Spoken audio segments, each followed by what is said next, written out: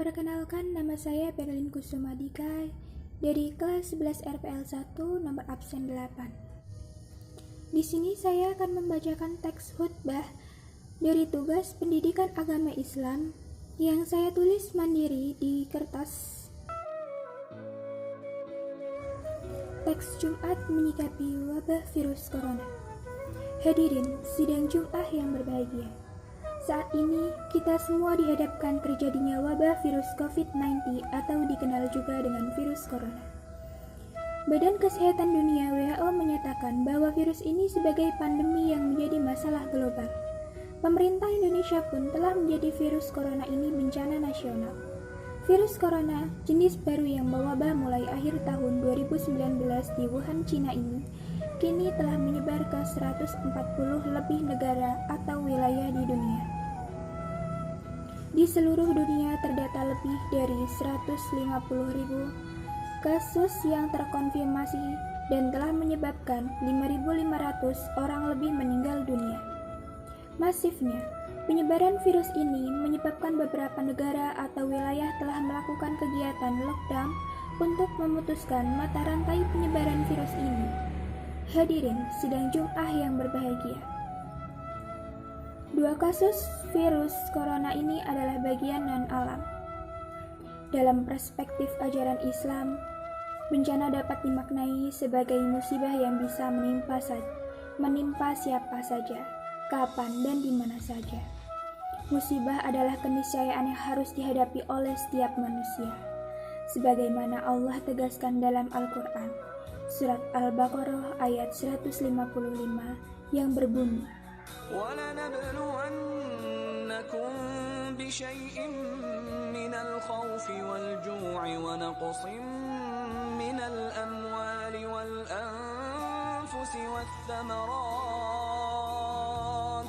وَبَشِّرِ الصَّابِرِينَ.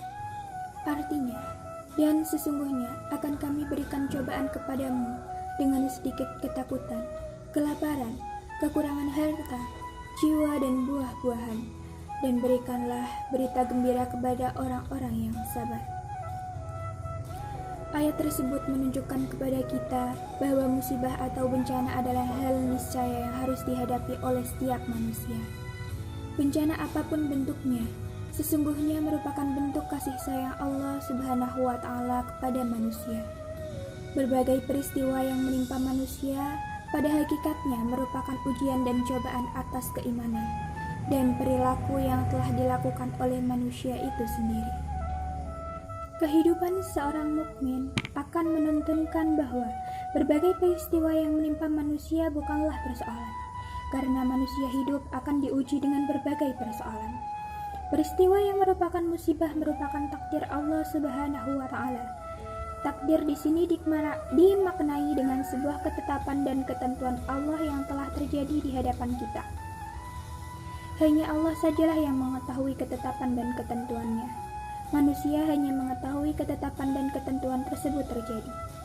Adapun ketika ketetapan dan ketentuan yang akan terjadi pada manusia juga tidak mengetahuinya. Hanya Allah sajalah yang Maha Tahu. Dengan demikian, manusia wajib memohon kepada Allah Subhanahu wa Ta'ala dan mencoba untuk menyikapinya dengan penuh kesabaran dalam rangka merubah keadaan yang dihadapi menjadi lebih baik.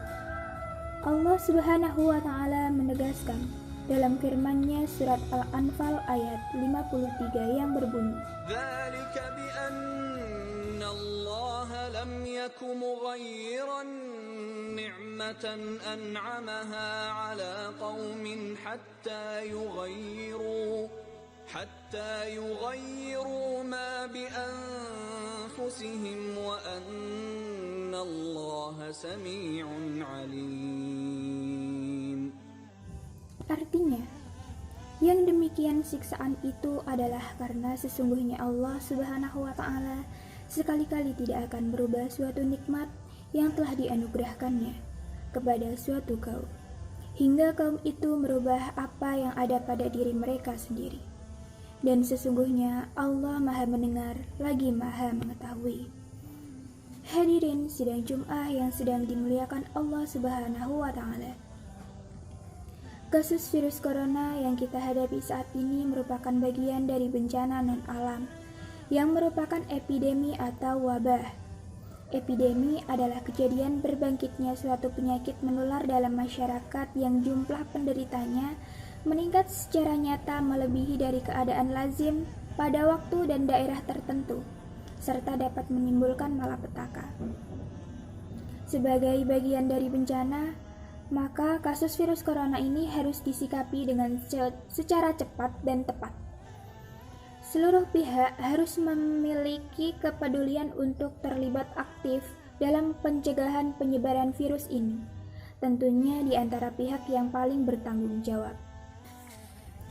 Contohnya pihak pemerintah, karena pemerintahlah yang mengembangkan amanat rakyat dalam pengaturan urusan hidup yang berkaitan dengan publik, karena pemerintah yang memiliki wewenang untuk menggunakan dan menyalurkan segenap potensi dan sumber daya yang diperlukan terkait dengan penanganan bencana. Apabila pemerintah abai akan tugas ini, maka Rasulullah Subhanahu wa Ta'ala mengingatkan dalam sebuah hadis yang diriwayatkan oleh Abu Dawud dari Muawiyah yang berbunyi, barang siapa yang ditakdirkan oleh Allah Azza wa Jalla untuk menjadi pemimpin yang mengembangkan amanat kaum muslimin, lalu dia menghindar dari kebutuhan, kekurangan dan kefakiran rakyatnya, maka Allah akan menutup diri darinya ketika ia kekurangan, membutuhkan, dan dalam kefakiran. Hadis riwayat Abu Dawud. Hadirin, walau penanganan bencana itu menjadi otoritas pemerintah, kita sebagai anggota masyarakat tidak boleh bersikap masa bodoh dan berdiam diri memikirkan diri sendiri. Sebagai seorang manusia harus saling tolong-menolong tanpa mengenal latar belakang, suku, ras maupun agama. Sesama manusia kita harus memiliki sikap empati dan simpati kepada korban. Senantiasa kita menjauhkan diri dari sikap menghakimi dan menyalahkan korban. Dalam penyebaran virus corona, kita harus mampu menjadi pribadi yang bisa memutus mata rantai penyebaran virus corona itu. Secara bersama, kita perlu membangun kesadaran, pemahaman, dan sikap yang sama untuk secara aktif terlibat dalam mencegah penyebaran virus corona ini, agar tidak semakin meluas, sehingga semakin mempercepat wabah ini berakhir. Hadirin sidang Jum'ah yang berbahagia, di antara hal-hal yang dapat kita lakukan sebagai seorang muslim dan sekaligus bagian anggota masyarakat dalam pencegahan wabah virus corona ini adalah sebagai berikut. Pertama, memperkuat dan mempertebal keimanan kepada Allah Subhanahu wa Ta'ala. Iman yang kuat akan menuntunkan kita pada sikap hidup yang optimis dan yakin akan pertolongan Allah Subhanahu wa Ta'ala. Seorang muslim yang istiqomah dalam iman kepada Allah Subhanahu wa Ta'ala, maka akan ditiadakan rasa takut dalam dirinya, sebagai firman Allah dalam surat Fussilah ayat 30. Innalladzina qalu rabbuna Allah thumma istaqamu تتنزل عليهم الملائكة ألا تخافوا تتنزل عليهم الملائكة ألا تخافوا ولا تحزنوا وأبشروا بالجنة التي كنتم توعدون. Artinya, sesungguhnya orang-orang berkata bahwa Tuhan kami adalah Allah Subhanahu wa Ta'ala dan mereka istiqomah.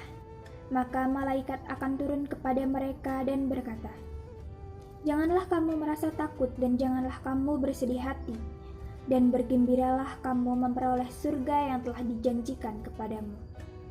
Iman yang kuat akan menuntunkan pula pada sikap sabar, bersabar bagi seorang muslim.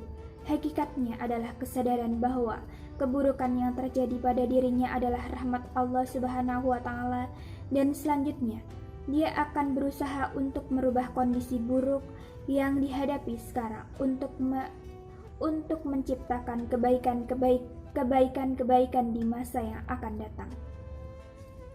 Kebaikan seorang muslim akan berusaha semaksimal mungkin untuk menciptakan kebaikan-kebaikan jauh sebelum musibah terjadi. Yang kedua, mengisolasi diri sendiri, menahan diri untuk tidak beraktivitas dengan orang banyak. Nabi Muhammad SAW bersabda yang mempunyai arti, jika kamu mendengar wabah di suatu wilayah, janganlah kalian memasukinya. Tapi jika terjadi wabah di tempat kamu berada, maka janganlah tinggalkan tempat itu. Hadis riwayat Bukhari. Hadis ini mengajarkan bahwa kita harus berusaha menghindari keburukan yang mungkin terjadi di suatu wilayah. Mengisolasi dan menahan diri untuk tidak bertemu dengan orang banyak dan untuk berpergian, terlebih ke daerah yang epidemik, merupakan suatu pilihan yang harus diambil oleh setiap muslim. Dengan kata lain, sebagai seorang muslim dituntut untuk mampu melakukan kesiapsiagaan dalam menghadapi bencana, sehingga dapat mengurangi resiko bencana terutama terkait dengan korban manusia. Adapun terkait kegiatan ibadah di masjid atau musola, upaya pembatasan kegiatan ibadah berjamaah dan pengajian di masjid atau musola bukanlah untuk menjauhkan umat muslim dari masjid, tetapi justru sebagai ikhtiar menjemput takdir Allah yang lain. Dalam sebuah hadis Imam Bukhari, diriwayatkan bahwa Umar sedang dalam perjalanan menuju Syam. Saat sampai di wilayah Sarq, saat itu Umar mendapatkan kabar adanya wabah di wilayah Syam. Abdurrahman bin Auf kemudian mengatakan pada Umar jika Nabi Muhammad SAW pernah berkata, "Jika kamu mendengar wabah di suatu wilayah, maka janganlah kalian memasukinya. Tapi jika terjadi wabah di tempat kamu berada, maka janganlah tinggalkan tempat itu." Mendengar hadis tersebut, Umar memilih kembali ke Madinah. Keputusan Umar sempat disangsikan Abu Ubaidah. Umar tak seharusnya kembali karena bertentangan dengan perintah Allah Subhanahu wa Ta'ala. Umar menjawab, dia tidak melarikan diri dari ketentuan Allah Subhanahu wa Ta'ala, namun menuju ketentuannya yang lain. Jawaban Abdurrahman bin Auf ikut menguatkan keputusan khalifah tidak melanjutkan perjalanan karena wabah penyakit.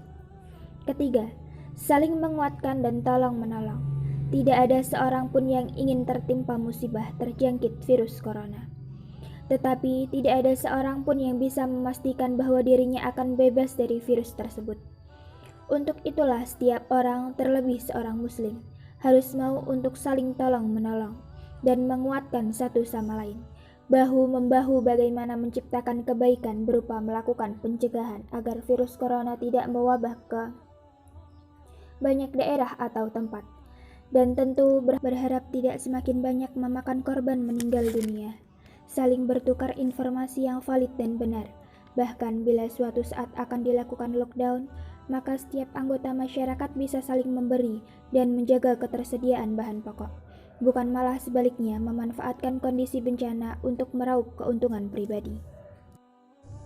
Al-Quran tegas mengajarkan kepada kita, dan tolong-menolonglah kamu dalam mengerjakan kebijakan dan takwa, dan jangan tolong-menolong perbuatan dosa dan pelanggaran. Surat Al-Maidah ayat 2. Hadirin yang berbahagia, itulah 3 hal yang bisa kita jadikan pedoman dalam menghadapi situasi-situasi sulit karena virus corona. Tetaplah kita dalam iman kepada Allah Subhanahu wa Ta'ala, jangan panik dan terus berdoa dan mendekatkan diri kepada Allah Subhanahu wa Ta'ala.